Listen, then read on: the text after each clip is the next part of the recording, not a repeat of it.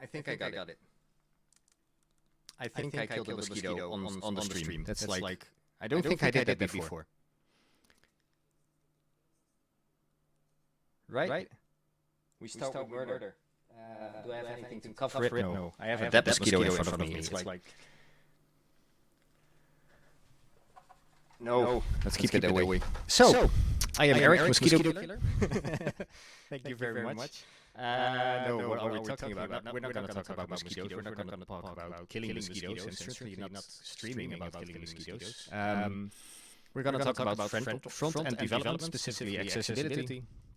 And who am I to talk about this? Well, my name is Eric. I am a accessibility specialist, I guess. I used to work in an accessibility team. I work now in a team that works on the design system at ING, a large bank. And since last week, I'm actually the product owner. So we can put accessibility at the core of our organization, which I really like. And I've also done my fair share of contract work, like auditing, speaking, workshops, whatever is needed. If we can put accessibility on the map, then we'll do whatever is necessary. And we already have Sophie joining us. Welcome, Sophie. I've worked with Sophie before, so she knows what I can or cannot do, maybe. My audio is heavily reverberating. Is that something you notice as well, Nicolas?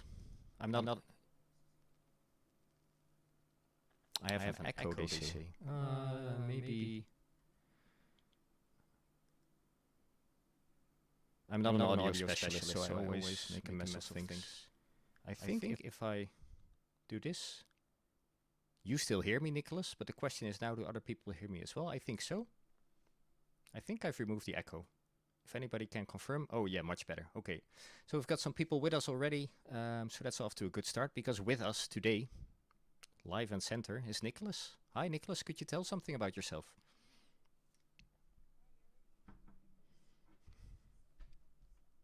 Yeah. Who are you?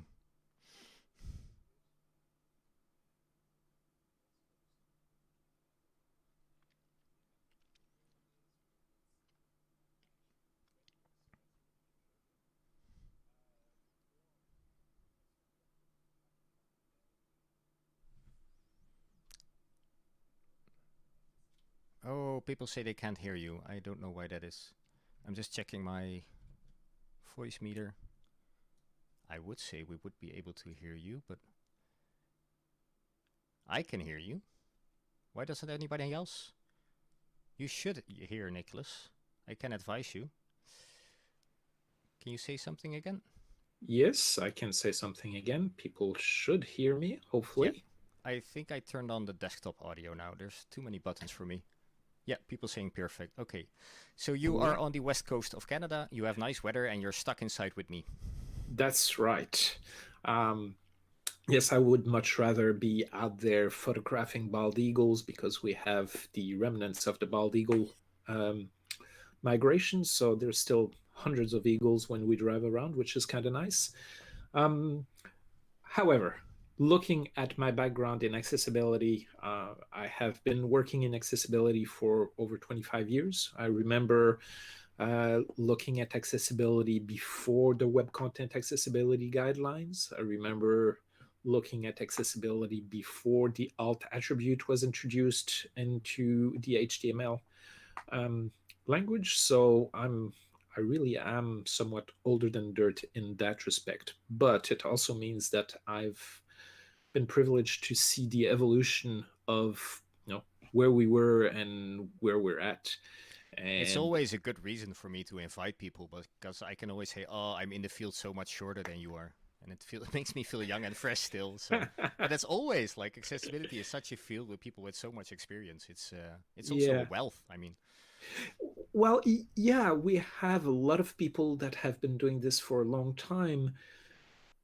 At the same time, we need fresh new people coming into this field, and we have a few people that are interested and are going to be coming behind us to replace us when our chef life comes to an end. But I think we need the people that are like us, established accessibility consultant, need to push for training the the new generation of accessibility consultant, because as much as I wish that we do such a good job that we put ourselves out of a job where where accessibility experts are no longer required because everybody's knowing at least the very basics. I It don't think hasn't that's happened gonna yet, right? it's not happening anytime soon, No. and that means we need people to take over when we're older and tired and need to actually stop this kind of work. Yeah. So build something for the people that follow. Yeah. Good.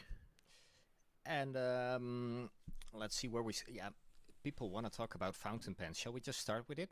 Sure, let's talk I about mean, we fountain can tease pens. about it and then like wait for half an hour, but we're gonna talk about it anyway. So what's up with fountain pens? I'm first gonna show an image because we just saw one on Twitter, and I Um, see. I'm gonna try and describe it because I know nothing about fountain pens. okay. Um, Well, I write as little as possible because my handwriting is terrible. yes. And what I see is a hand holding something very futuristic with organic shapes, and it's half open and like rainbow colors, but mainly purple.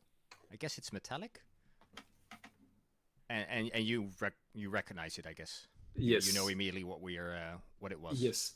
So I'm going to display a fountain pen on the camera. Hopefully, it's going to be showable. This is a classic cigar shape of fountain pen. This one is a dark navy blue.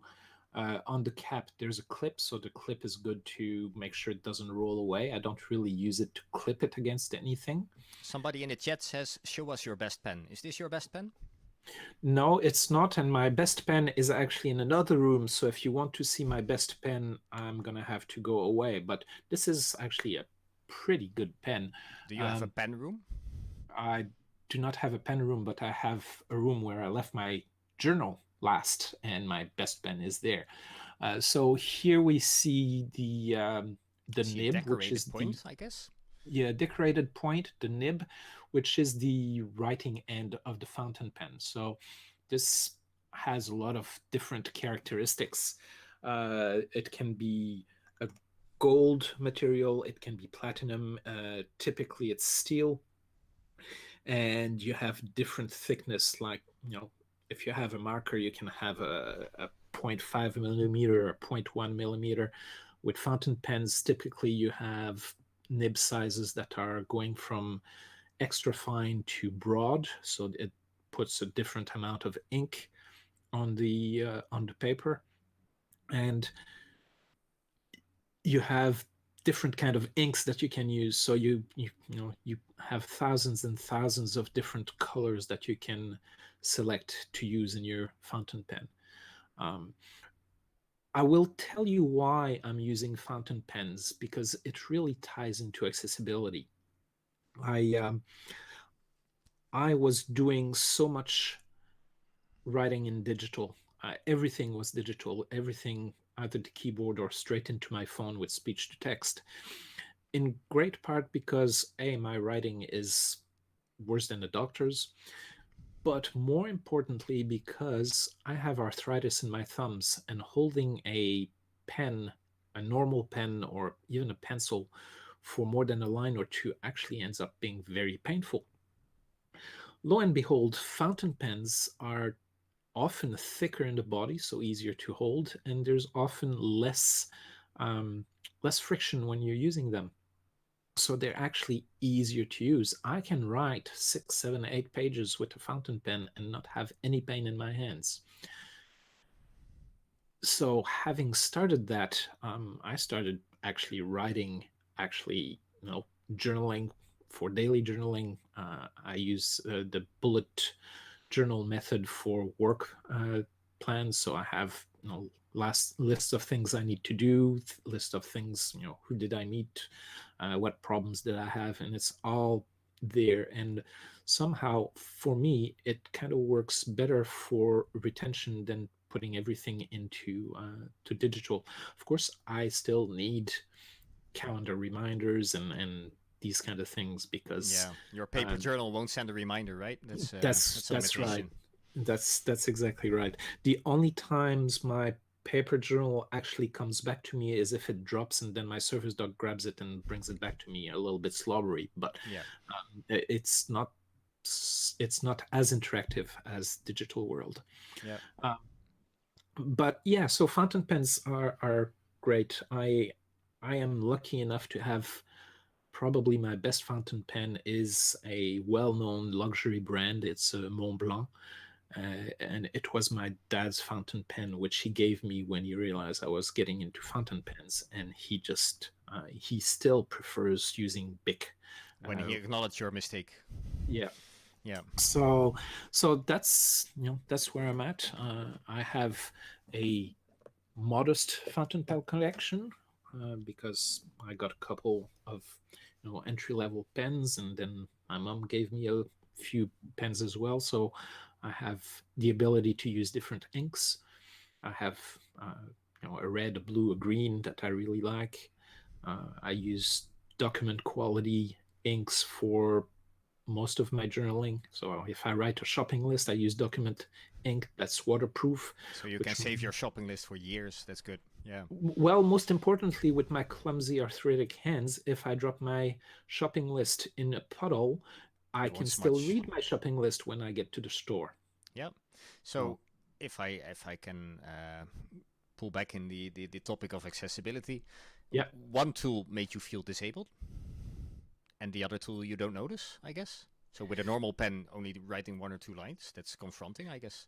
Yeah, that's really what it comes down to is the tools you use, whether it's digital media or analog media, the tools you use create barriers and make you disabled or allow you to be independent and achieve the tasks you need to do. Yeah. And you used to have much more analog tools, and I'm going back now maybe more than 25 years, I guess. You used to be a cook. I used to be a cook. I used to be a chef. Yes, I started cooking when I was young. I was 6 or 7 when I started cooking at home, and it was a logical step that when I came of age to actually have to go and make a living for myself, that cooking would be a great thing to do. So I just did the whole full apprenticeship thing. I went to cooking school. I did several stints in 3 Michelin star restaurants, and I did a whole range of cooking experience, from working and feeding 400 teenagers in a holiday camp for kids for the summer to working in working in bistros and working in fine dining establishments. I wanted to give myself a wide background, but my interest in cooking is more fine cooking. I love to work with meat and wild game and fish and everything, doing a lot of playing with sauces, mixing fruit and savory dishes. So, I still got some feedback, by the way. That's you're used to podcasting, but when you're streaming, you get these chat messages. So I just interrupt people. That's fine because they interrupt me. So it started with somebody saying fine tips are the best for people that are left-handed. Yes. So I guess they are more neutral in their stance or something. They put it less ink, and the ink dries faster, so it allows you to go faster. So you don't smudge it while writing. Yeah. Okay. And of course, lefties have a variety of different techniques they can use in how they hold their hand and the paper and all that. But yeah, definitely a finer tip, fine or extra fine, will make a big difference in that. My daughter is left-handed, so I'm gonna remember that, I hope. I can say that I write as clearly with my right hand as my left hand. That's good. You're as illegibly ambidextrous. Exactly, just as bad. Yeah. And somebody else says you don't need much pressure when writing with fountain pens, and that's very nice for hands that cramp or tire easily. I guess that's also a choice, right? You've got more flexibility. You have more flexibility, and not needing the pressure is part of why it's easier for me to use a fountain pen than a regular pen. Yeah. You can just glide over the paper, I guess. Yeah.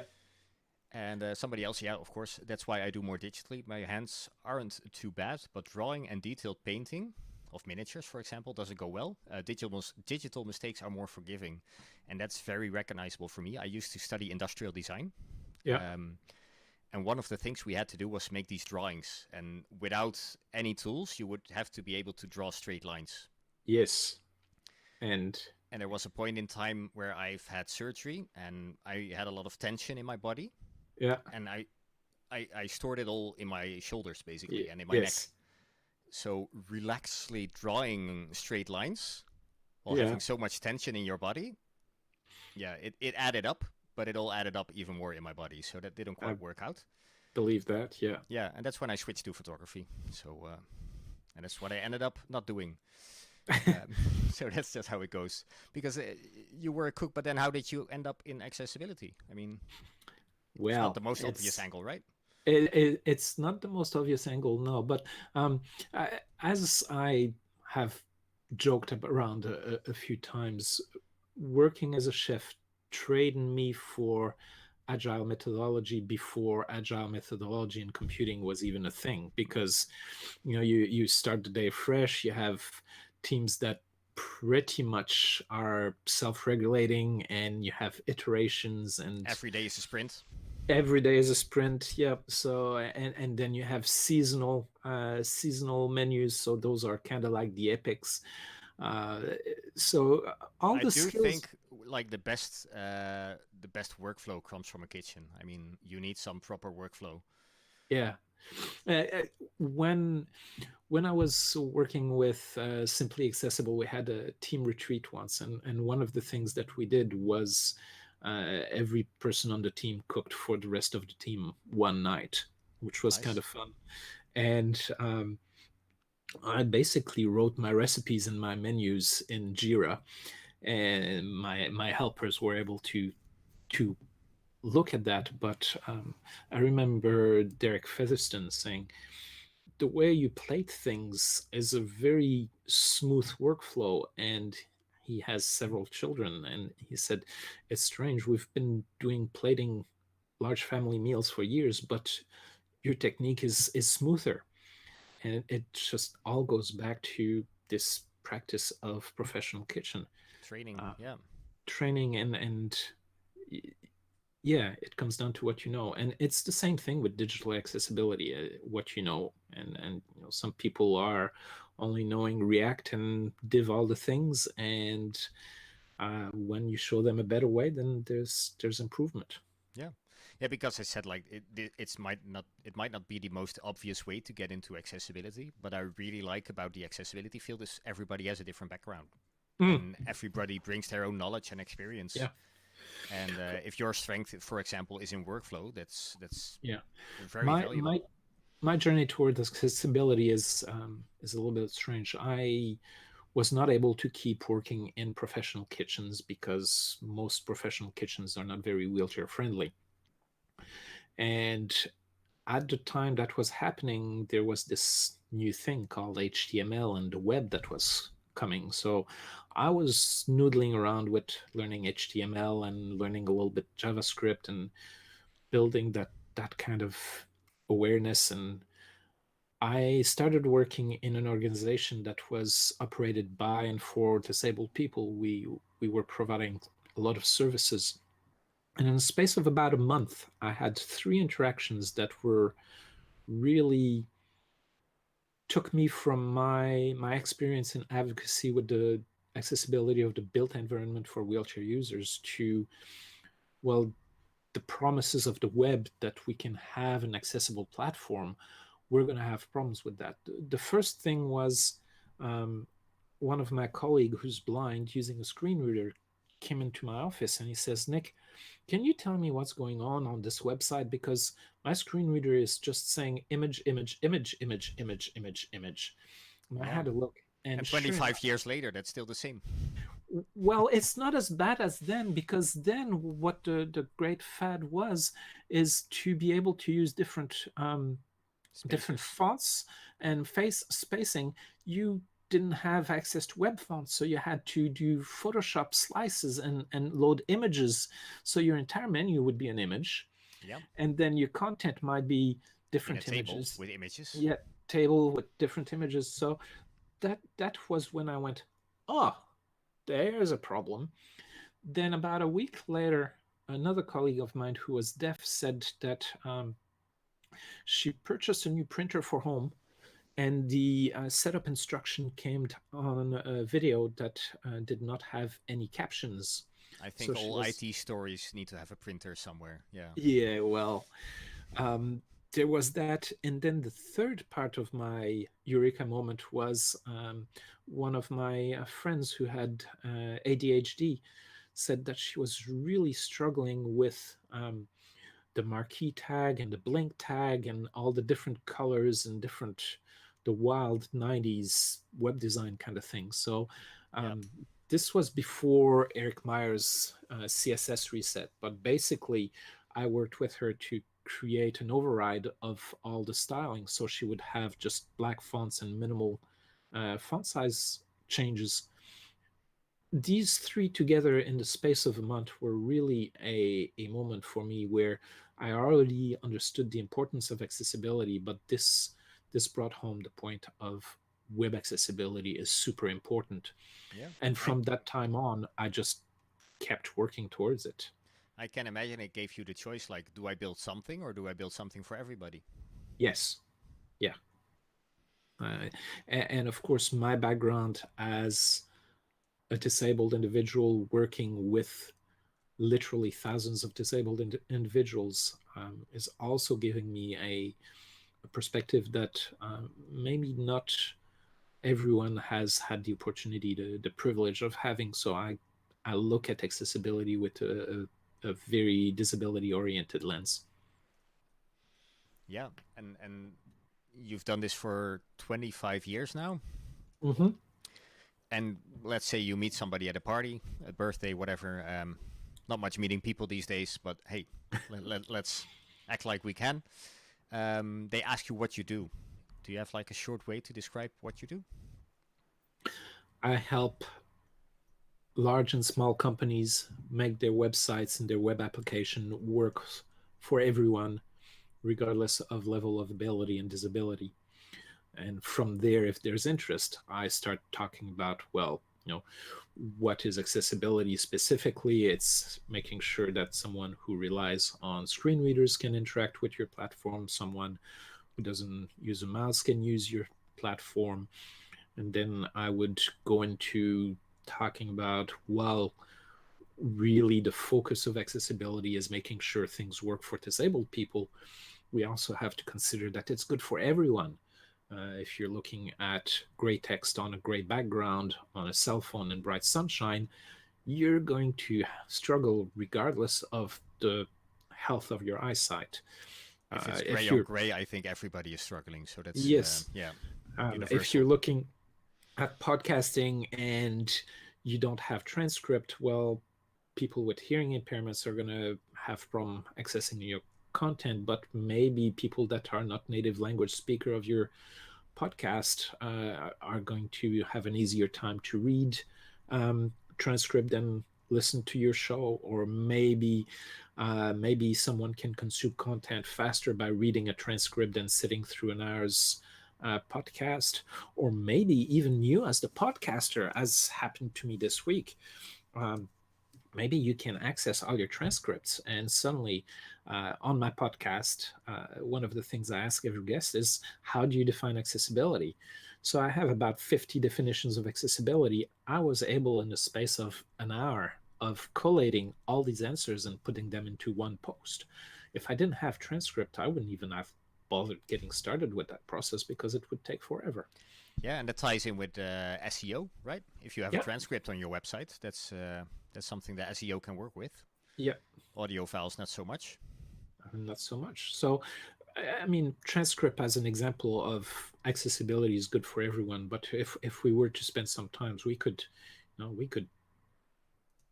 eh, we could talk about it for a while. If we look at It's a pretty big physical, subject. Yeah. yeah, if we look at physical accessibility, we're looking at curb cuts, which are good for wheelchair users, but they're also good for parents with strollers. They're good for kids on skateboards. They're good for delivery people with heavy merchandise on the dolly. So there's all kinds of goodness that comes to that. The Yeah. flip side to that is that sometimes accessibility features are going to have an impact on other disability people. Looking at those curb cuts again, um, I don't know in the Netherlands, but in North America, the curb cuts for the last 15 or so years have been incorporated straight into the corner. So the entire corner is lowered and it's easy to get through, and the change of level is really not apparent. But guide dog users, when these were becoming really used everywhere, were having a problem because guide dogs were trained to cross streets from one corner to the next. And suddenly, with the curb cut, the corner has disappeared. It's no longer there. So there was a period of 5 to 8 years where guide dog schools had to train their dogs differently. And Yeah. um, right now, I'm not having an immediate equivalent in digital accessibility, but I know that there are things where you have to make decision as to, are we pushing for accessibility for this group or for that group, and might there be a conflict between both? So we Yeah, well, something I've ran into is contrast. yeah, Because on one hand, some people want as much contrast as possible, and other people don't want full contrast because they might get a headache. yeah, Um, and I think we had Eric Eggert here before. mhm, He was stressing the point of making things configurable for your user. So yes, give your user the option to change something. And when talking about contrast, I think that's one of the most important things that you can do. Like, yeah. make sure it's not one or the other, but at least give your user control to change it to one or the other. That's one of the beauty of the web, is that you can actually give your user so much control over colors, over font sizes, over font choices, over so many different things, which you don't get when you're using a fountain pen on a journal. You know, once it's written, it's very hard to change it. Yeah. Um, I've got a question in the chat, but I'm gonna ask. I'm not quite sure how I can phrase it easily. So I'm gonna go back to the person on the birthday again. Um, if this person has even more questions, because birthdays they end, that's what they do. They only last a day. Where would you send somebody? Sorry, you broke up. Can you repeat that? Oh, sure. Yeah. So you're talking to somebody, they're interested in accessibility. Yep. You want to give them something to read at home or to listen to or to watch or whatever. Where do you send somebody if they want to learn more? There's actually so many different places it becomes a little bit difficult. But my first thing I tell them is, I don't send them to read up on anything. I tell them, next time you're at your computer, interact with your computer, interact with the web using only your keyboard. Don't use a mouse. Just go through only using only your keyboard, because that is a great way to make people understand how difficult a lack of accessibility can be without having this problem with disability simulation, Yeah, so which is it's an like a really short road to finding barriers. yes. Put away your Um, mouse. Yeah. so that's the first thing I typically tell people to look at. Um, I also tell them to have a look at the W3C's website, the Web Accessibility Initiative website, which has a lot of good content in fairly digestible manner, from the business case of accessibility to explaining, giving tutorials, and having some information about the disabled user experience. I do not send people to the web accessibility guidelines, because that is something that is very hard to digest when you don't have experience. Um, of course, I mentioned my own website, the Accessibility Rules uh, podcast, where, especially around the series where disabled people talk about the barriers they have, it's a great way to understand the barriers on the web, without actually getting technical. So I try to keep the technical away from people that are starting to learn about it, Yeah. because for me, accessibility, while accessibility has a technical solution, accessibility really is a human problem. Yeah. So Because I still see you a bit, I hope you don't mind, as a podcast specialist and a special focus on transcripts. mm, So somebody tells you, hey, I'm going to start a podcast. yeah, What's the first thing you tell them? What's next? uh, the first thing is, well, learn about all the equipment you need, learn about publishing, learn about all these things that everybody actually teaches about podcasting, but also start planning now for how are you going to do transcripts, how are you going to display transcripts, because that has an impact on the uh, hosting platform you're going to select. Some platforms do not allow transcripts or are a premium only feature. So you have to make these decisions. The cost And of disability. Yeah, that's yeah, the luxury. disability tax.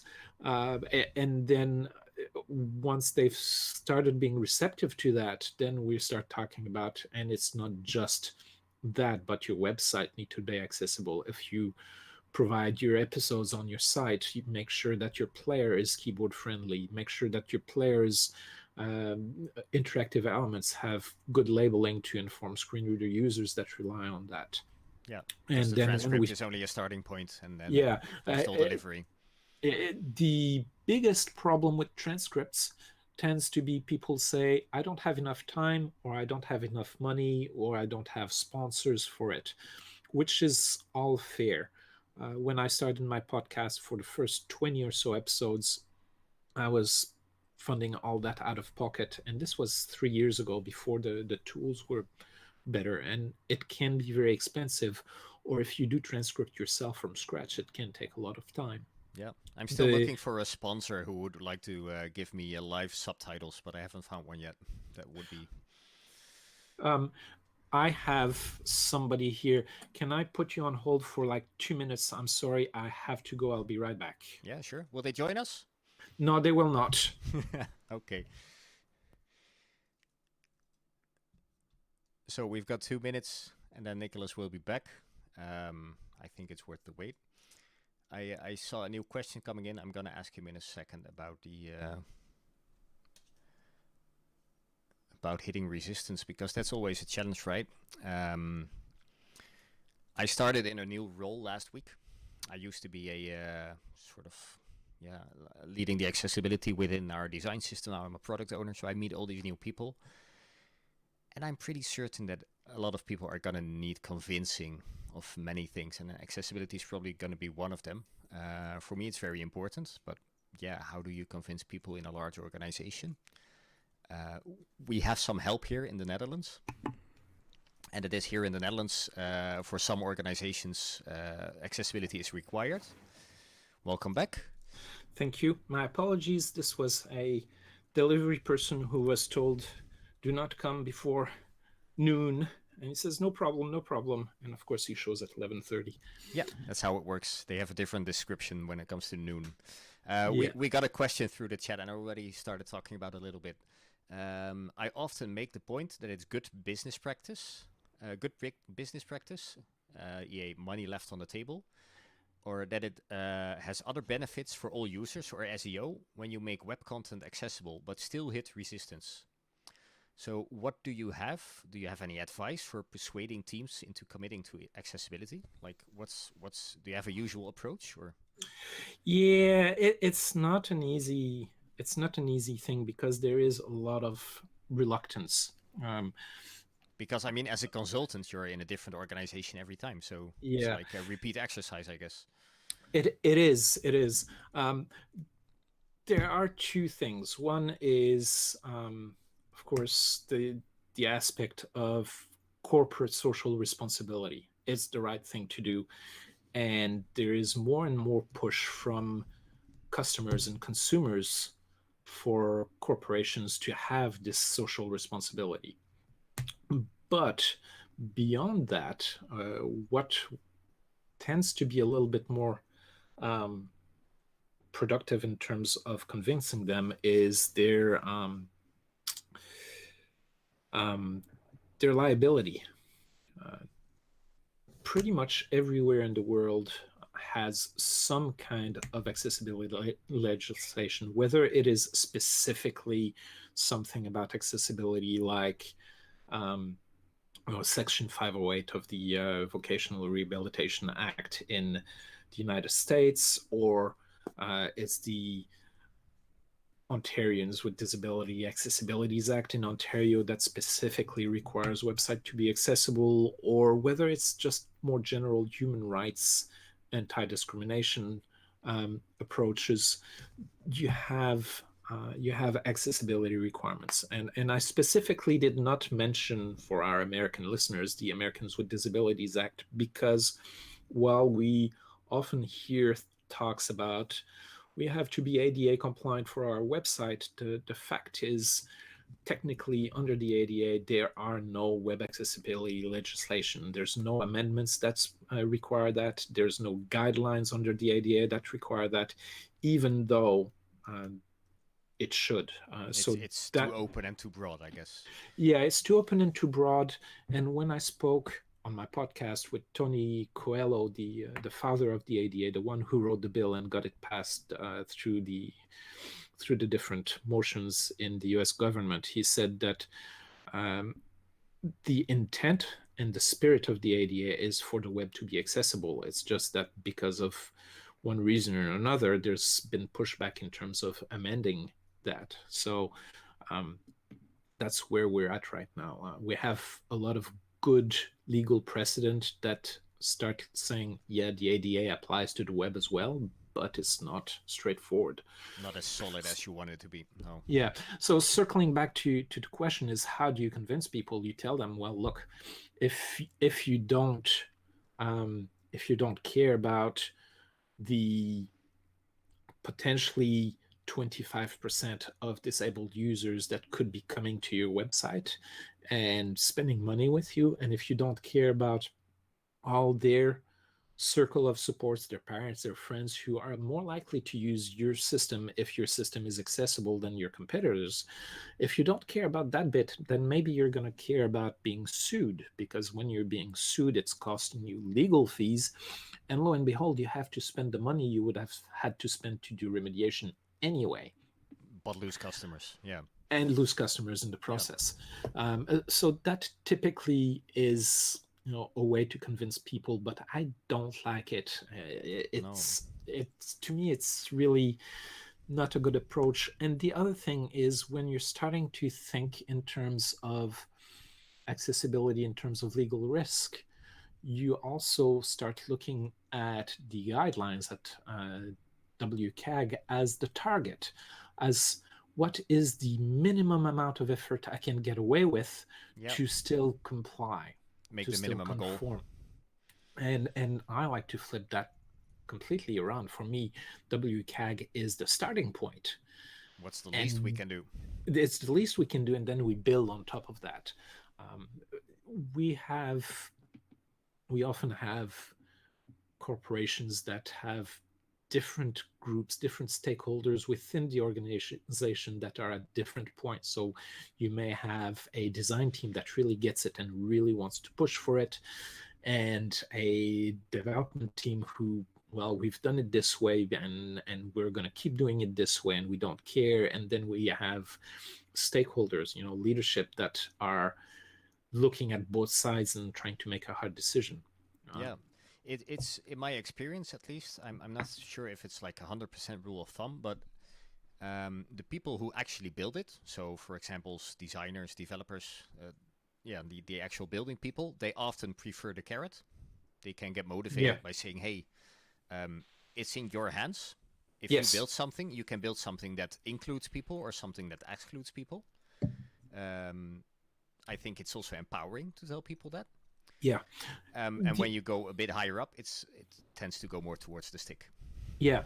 The developers, one of the things that I've had a lot of success in making them stop and think is when they tell me accessibility is so hard, I don't understand it, or I don't know why this is happening when I do this.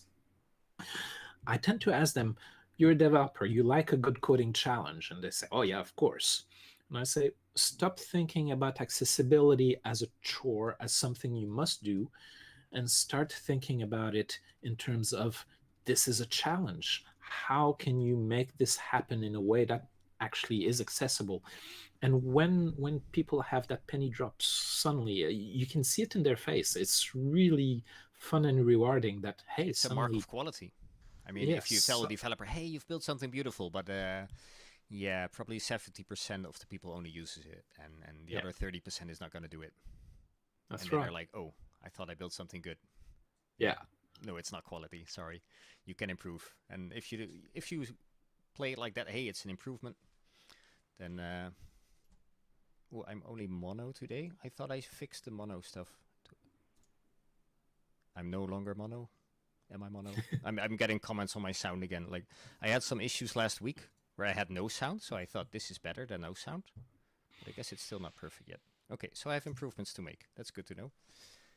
Um, but yeah, I often see that it's the carrot with a lot of people, and then the higher up you go in the organization, then it's the stick, and then you're gonna talk about laws and suing people and all that nasty stuff. We rather not touch it, but yeah, mm, if that gets the ball rolling, then that's what we need, I guess. yeah, So when you make a podcast, do you have like a preferred workflow to add transcripts? yeah. Um, if I can't afford to just send my podcast out to get a human transcript, um, I actually do a two pass thing. First pass is I get automated transcription, and once I have the automated transcription, then I do a manual edit of that. Because my podcast is fairly technical, and I often have people that have weird accents, even a even human transcripts can lead to maybe 10% of errors. So a manual review is required regardless. So Um, you have a recording with both voices, I guess. yeah. So for the podcasting process itself, I use a platform called Zencaster. Yeah.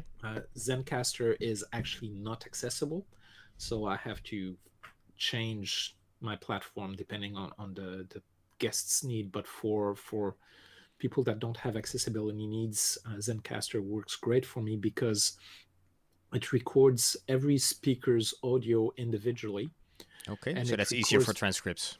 yeah. Well, it's easier for production because what it does, it records the audio locally, so there's no lag, there's no feedback, there's no nothing. And then when I come and do the mixing, then I have clean, high quality audio, which improves the quality of the final product, which means it's easier for a transcriber to do, whether it's machine or human. My currently my best auto transcription, I don't benefit from mentioning them, but it's otter.ai. They have a good interface, and they have high quality even with French accents and Dutch accents and non-standard American accents. So that's pretty good. It reduces the amount of editing work that needs to be done. Okay. So you do a recording first, and you have two tracks, and you have to do production to put them together, I guess. Yep. And then And you send then an audio file to otter.ai, yep. and they send you a transcript back, and that's Yeah, like a text file or something. it's actually all in the Otter web interface. So you have the transcript there, and you can actually listen to your podcast as the transcript is moving. So you can actually see easily match the audio to the text. You can make edit directly there, and then when you're happy with it, you can send it to text only. You can send it to Word. You can send it to different format, with and without speaker's name, with and without timestamps. So you can actually get a wide variety of different formats that you use And as you want. how long do you think the whole process takes? For a 15-minute show, which is about what I've been doing lately, is probably about 5 minutes to get the automated transcript back. and probably about 5-10 minutes to go through the transcript to do edits. So it's Pretty reasonable, right? it's pretty reasonable. Yeah. Yeah. And somebody coming back to the topic of convincing people, they say a friend of mine is a sustainability specialist, and she told me accessibility perfectly fits the social pillar of the 3 pillars of corporate sustainability, and that might appeal to some higher up managers. Yes. And I guess I like accessibility in that way. I mean, if you're talking about technology, there's probably few topics as positive as being inclusive and Yeah. getting everybody to be able to use your product. It's something that's really tangible, and it's something that is easily to brag about. And I hate to say this, but people like to be nice to disabled people. Either you want to be nice to them or you want to completely ignore them and discriminate. But for a corporation, it really is a lot of good brownie points to say, "Hey, we made this work. We can sell this." Yeah, Uh, that's you how know, we want to be in the media, right? yeah. Yeah, I've got some people on Twitter that are also like developer advocates and everything, like the whole corner. They're active on Twitter. That's what they do. And I think accessibility really fits within that picture. You want to Mm, show the good that your company does, and I do think that yeah. accessibility is a way to show that, Yeah. or at least the least you can do, right? Yes. Starting point. Yeah. I like to talk to people about around accessibility, especially for web development outfits, where uh, they've given me feedback. Oh, accessibility, that's nice to have. We'll add that to the list of added services we provide. And I asked them, do you charge extra for making a secure website? And typically the answer is no. And do you charge extra for making a website that is performant and loads quickly and you don't have downtime? And typically the answer is no. Do So you the next deliver? question is, Do you deliver quality code?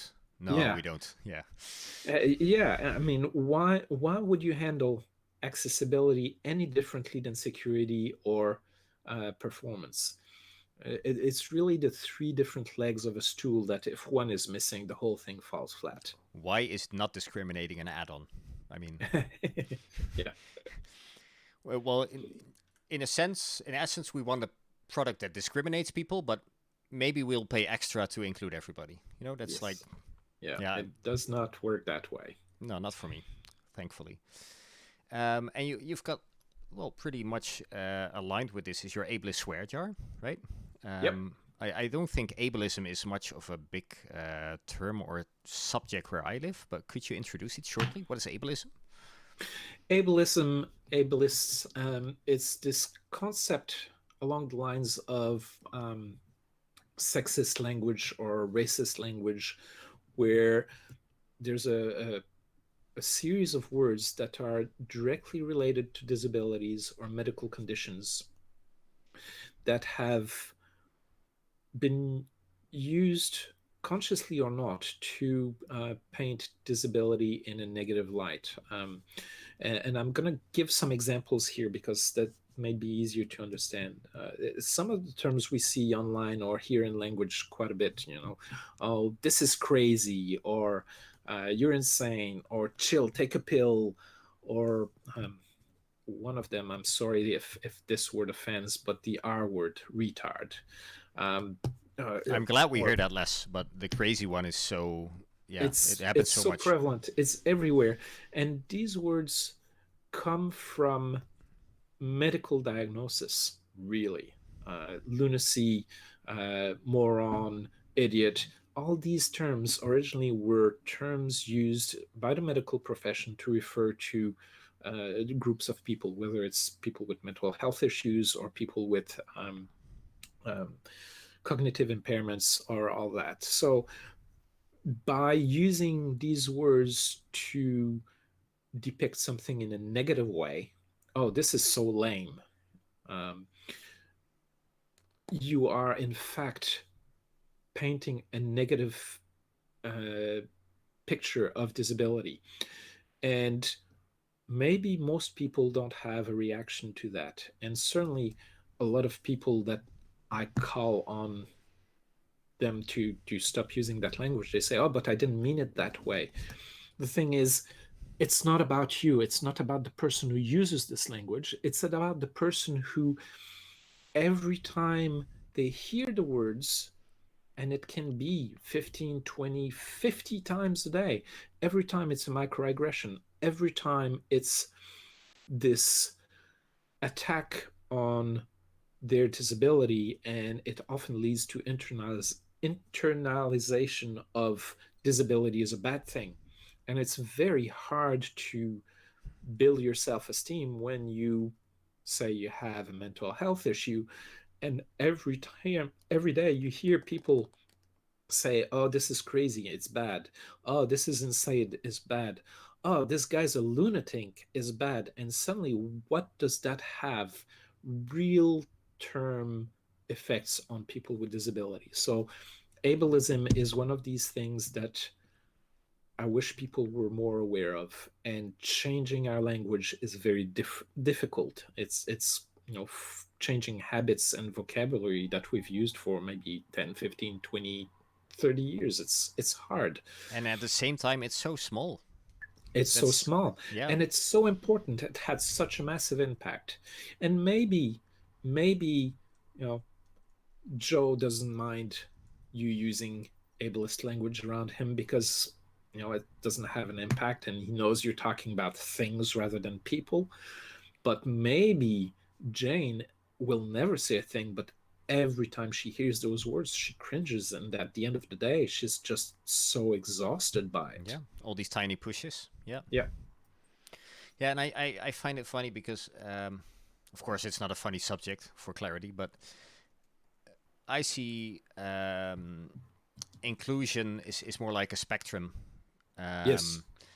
So when there were protests earlier last year about Black Lives Matters, and Mm. you've had all these corporations saying, we also care about Black Lives Matters, and they all had to make their image on Twitter. We include black people, and black people work with us and do stuff for our company, and all these positive intentions. And at the same time, they don't have alt text. Yeah, it goes more deeper than that, though. And this is something that really hurts me, actually, is that even within the Black Lives Matter movement, disabled people were excluded. And yes, there are Black disabled queer women that are interested in your movement. Absolutely. Don't exclude them on the basis of their disability, their gender, their sexual orientation, whatever. I mean, if you're going to fight oppression, bloody fight oppression, and Yeah, in everywhere general. it is. Yeah. So, and even within the disability community, there's this hierarchy. Blind people have been receiving, at least in the United States, they receive more benefits than other disabled people. And you're talking about if you're There's like a ranking of disabled people. the ranking of disabled people. If you're a quadriplegic, you're more disabled, so you're more deserving than someone who's paraplegic. You're And winning. if you're paraplegic, You're winning at disability. Wow, that's new. yeah. Yeah. And if you're paraplegic, then you're more disabled, so you're better than someone who relies on a cane to get around. And I've been joking for 25 years that disabled people need disability awareness training, but it's not a ha joke. It's like it's terrible. funny in a very disappointing perspective that Yeah. you know I built a website for a wheelchair rugby team 15 years ago, and I was building a website that, strangely enough, was accessible. And one of the leaders of the group, a guy paralyzed in an actual rugby accident, said, "Why are you doing all that, Nick? Uh, Wheelchair rugby is not for blind people." And I said, "Man, you have sight, but you have no vision." And then I told him, "Look, you have a daughter, right?" He says, "Yeah." And she says, "She does ballet, right?" "Yes." "And would you be upset if her ballet classes were on the second floor of a building with no elevator because you couldn't actually take her to her ballet classes. He went, "Oh yeah, that would be really annoying." And I said, "Don't you think that maybe your father, who's currently losing his sight, would be interested in seeing your performance and learning about your rugby efforts on your website, but without accessibility, you can't." So we have all this level of education to do to other people with disabilities. So Now, I'm he lucky had enough the that, examples in his like direct surrounding, yeah, but he was not able to see it. that's right. So I'm lucky enough, I'm privileged enough that in my social media bubble, in my professional bubble, most people I interact with don't have these problems. But as soon as you step outside of that, you encounter that. And that translates itself into something that's more complicated for our accessibility consultant life, is that so often we have organizations that says, well, we don't need an accessibility consultant because my brother-in-law is blind, he uses screen reader so he can do testing for us. And this Yeah. brother-in-law may not actually have enough awareness that accessibility is not just about screen readers. You have to check what's happening for keyboard only users that are sighted, and those folks don't have all the shortcuts that screen reader users have, and Yeah. and you have And they'll all be these like, little, we have one blind person, so accessibility is fine. And that's yeah. yeah, good luck. It's So just like a usability test with one person. yeah, quite a challenge. Yeah. yeah, it is, but that's why we still have a job. That's why we do what we do. Yeah, and do you have any plans for like the near future? I mean, you're busy as a consultant. I think just before we started, you said you're really busy at the moment. Yeah, I am really busy, which is good. I think COVID has made a lot of corporations realize that online is the thing and accessibility is important. And I certainly have seen a lot of comments from disabled folks on Twitter that, they'd been like asking for accommodations for years and years and years, and it was too expensive, too complicated, and suddenly everybody's in lockdown, having to work from home, and all these accommodations, boom, it's happening. Yeah. But No, we can't work from home. We cannot adjust to people wanting to work from home. It's impossible. yeah, Except now everybody's working from home. yeah. It's like, So from my perspective, that means it's good. It brings business in, and I'm not gonna complain about that. But my plan for the near future is just keep doing what I'm doing. My plans for the long term is I would like to do such a good job at what I'm doing that I put myself out of a job. But as we said earlier, I don't think that's going to happen anytime soon. yeah. Then I'm gonna ask a big question. What's needed to put you out of your job? Do you think there's a road to accessibility being a global standard and a starting point for Education. everybody? Education. Education is the key, and education needs to start, I would say, as far back as grade school.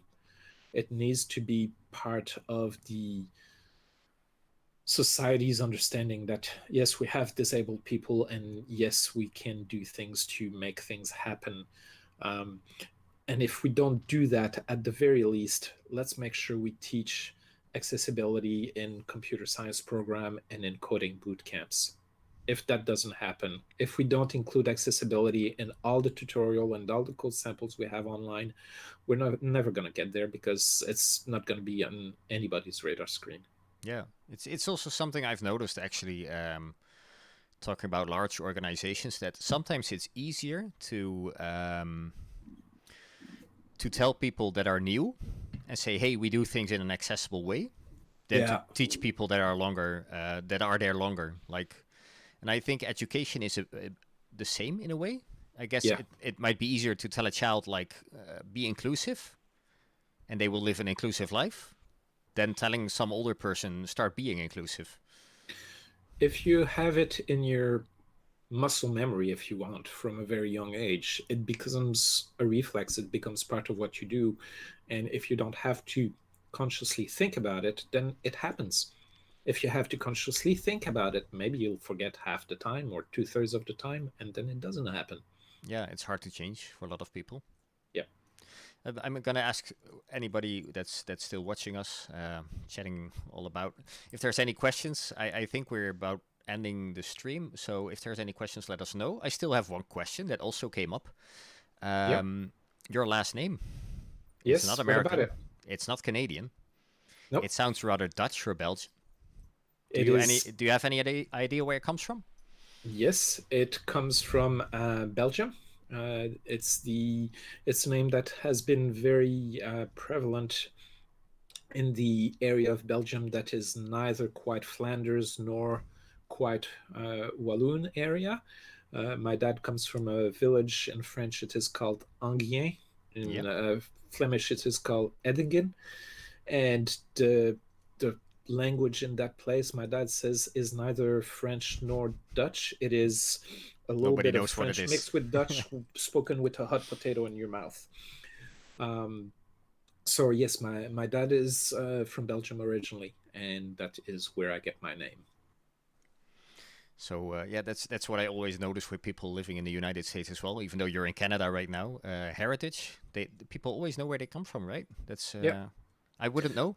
I really wouldn't know. I know my parents lived in the Netherlands as well, but like family tree, no idea. I actually did some digging into my genealogy and my family history, and I was able to trace back my ancestry in one particular case to 1534 in France, in a little town called Rouen, and my ancestor was a master baker, Okay, leading the Bakers Guild in Rouen at the time.